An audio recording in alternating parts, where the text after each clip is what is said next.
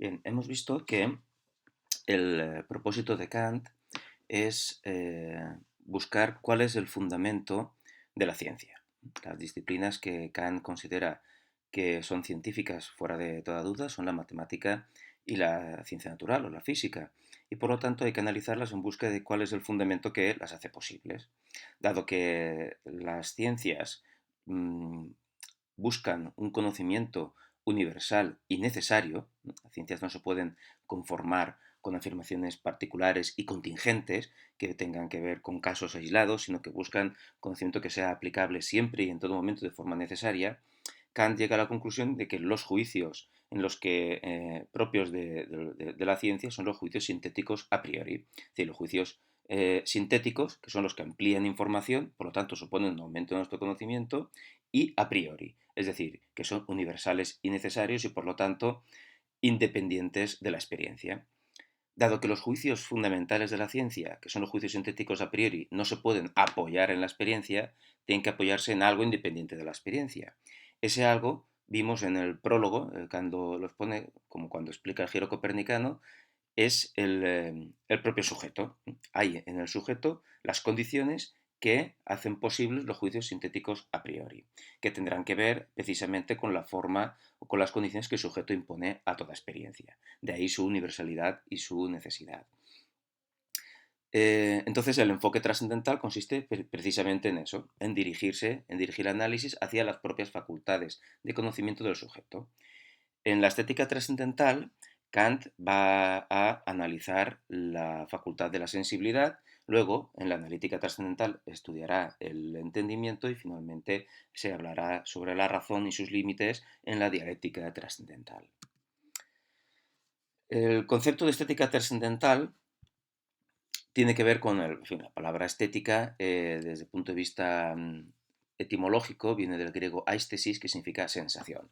Es por eso que la estética trascendental estudia la sensibilidad, que sería nuestra facultad de ser afectados por objetos, nuestra facultad de sentir, de experimentar sensaciones. La capacidad de ser afectados por objetos sería una buena definición. De no tener sensibilidad, pues simplemente no podríamos tener noticia alguna de nada y nuestro entendimiento no podríamos pensar en nada. Estaríamos dotados de muchos conceptos, pero no tendríamos a qué aplicarlos. Exactamente del mismo modo que si una cámara de fotos careciera de objetivo. Pues todo el mecanismo que tenga pues no le vale para nada si no tiene esa capacidad para ser afectada por la luz del exterior. Pues la sensibilidad es eso, la capacidad para sentir. Bien, trascendental significa, como ya hemos dicho antes, que en este caso no nos vamos a ocupar del contenido o de la materia de nuestras sensaciones. Serían cosas equivalentes. Es decir, no nos ocuparemos de lo que sentimos, porque lo que sentimos es particular y contingente. Es decir, dependerá del momento determinado en el que estemos, de hacia dónde estemos mirando, por decirlo de alguna manera, y de otra serie de cuestiones. Es decir, nos interesa es el elemento que tienen en común todas nuestras sensaciones. Es decir, nos interesa la forma a priori de nuestras sensaciones, las condiciones de la sensibilidad, es decir, cómo sentimos. De mismo modo que en la cámara no nos interesa, es decir, llevando esto al ejemplo de la cámara, si el enfoque es trascendental no nos enfoca, no nos interesa el, el contenido de la luz que entra en ese momento por la cámara, sino nos interesan las características de ese objetivo. Aquí hacemos lo mismo. Estética trascendental significa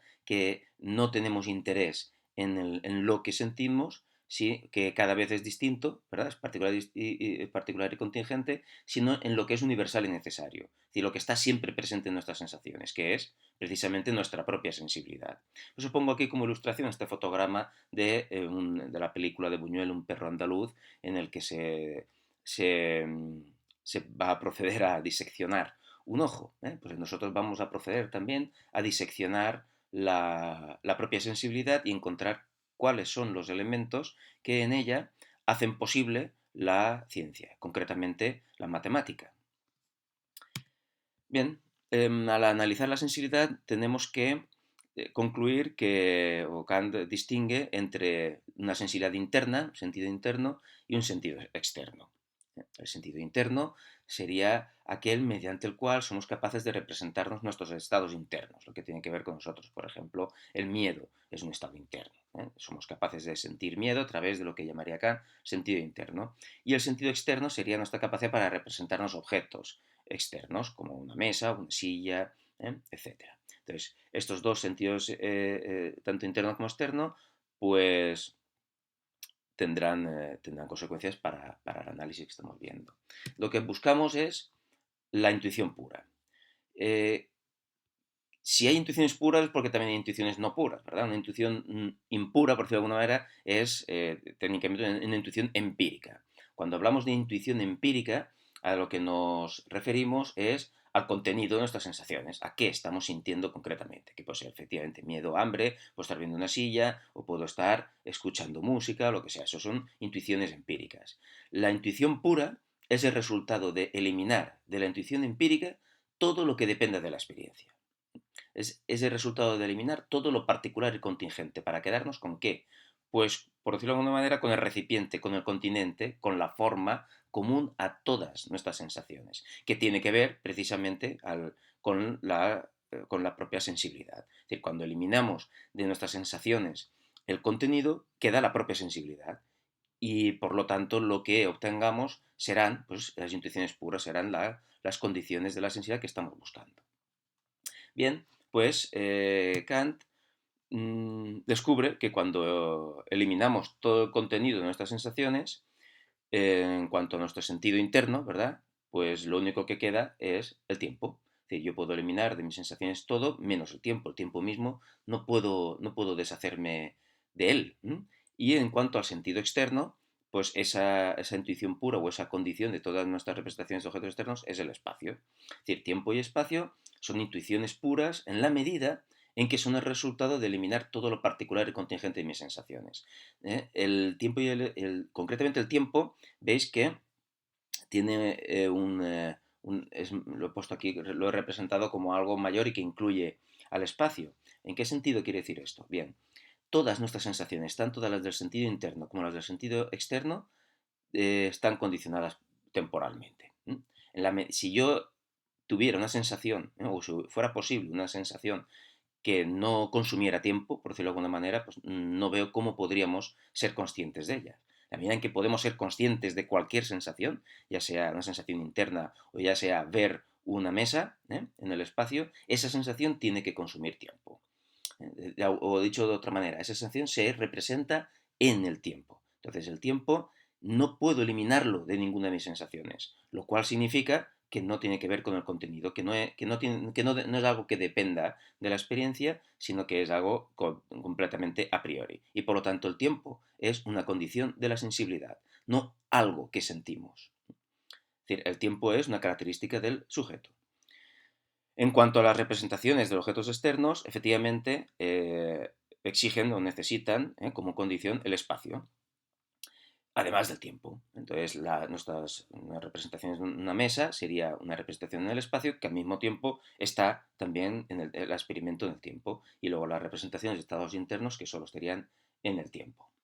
Esta tesis de Kant de que espacio y tiempo son intuiciones puras y por lo tanto no son el contenido de ninguna experiencia, sino la forma, y por lo tanto son condiciones subjetivas de la experiencia y no condiciones de los objetos, nos lleva a la distinción de Kant entre noumeno y fenómeno. En efecto, el noumeno es considerado como la realidad tal y como es en sí misma. Esta realidad es capaz de afectar, o dicho de otra manera, la sensibilidad es capaz de ser afectada por esa realidad, reacciona ante ella, pero la sensibilidad ya es una característica del sujeto, que representa la información en el tiempo y en el espacio. Es decir, el tiempo y espacio, dais cuenta que están del lado de la sensibilidad, es como el lienzo, como el papel fotográfico en el que se representan los objetos según es afectada la sensibilidad de un modo u otro por el fenómeno. Nuestro ejemplo famoso con la cámara de fotos, el tiempo-espacio efectivamente sería el lienzo, sería el papel fotográfico, pero el papel fotográfico impone una serie de condiciones al contenido de la fotografía, no a la realidad en sí. La realidad en sí no necesita del papel fotográfico. Eso es una condición de las fotografías. Lo mismo ocurre con nuestras representaciones. Nuestras representaciones, nuestras sensaciones se dan en el tiempo y en el espacio. Pero tiempo y espacio es una condición de nuestras representaciones, no de la realidad en sí. Por lo tanto, el fenómeno será todo aquello que, resultado de la actividad de la sensibilidad, representamos en el espacio y el tiempo. Y el nómeno mismo carece de estas características temporales o espaciales. Esta es la conclusión y esta es una tesis realmente importante, de que el espacio y el tiempo no son propiedades de las cosas en sí. Y por lo tanto, no podemos siquiera imaginarnos cómo podría ser el nómeno, que sería una contradicción en los términos, porque tratar de imaginar cómo son las cosas independientemente de nuestra sensibilidad es manifiestamente contradictorio. En la medida en que yo, para imaginarme algo, tengo que representármelo, y como yo solo puedo representarme las cosas en el espacio y el tiempo, es decir, como fenómenos, pues no puedo acceder de ninguna manera al nómeno. Esta tesis la conocemos como la tesis de la idealidad trascendental del espacio y el tiempo. Es decir, el espacio y el tiempo son ideales en el sentido de que espacio y tiempo forman parte del sujeto, no del objeto. No tienen una realidad trascendente. Realidad trascendente significa que no tienen realidad más allá del sujeto, no tienen una realidad en sí, espacio y tiempo. O dicho de manera más rápida, el espacio y el tiempo no son sustancias, como podría decir Descartes, sino condiciones de nuestra sensibilidad. En efecto, espacio y tiempo solo pueden ser considerados reales respecto de los objetos de nuestros sentidos. En efecto, todos los objetos de nuestra experiencia están en el espacio y tiempo, pero que sean reales respecto a los objetos de nuestros sentidos como condiciones de nuestra sensibilidad no quiere decir que sean reales respecto del espacio y del tiempo. Del mismo modo que todas las fotografías tienen que darse con unas características determinadas impuestas por la cámara, ¿verdad?, y por el papel fotográfico en el que hay que imprimirlas, pero esas características no condicionan en absoluto a la cosa en sí. A esta tesis, ¿verdad?, de que el espacio y el tiempo son reales respecto de los objetos de nuestros sentidos, pero no de las cosas en sí, la llamamos también realidad empírica del espacio y el tiempo. Es decir, el espacio y el tiempo tienen realidad empírica, valen solo para los fenómenos, pero tienen idealidad trascendental, es decir, no son reales en cuanto a cosas en sí.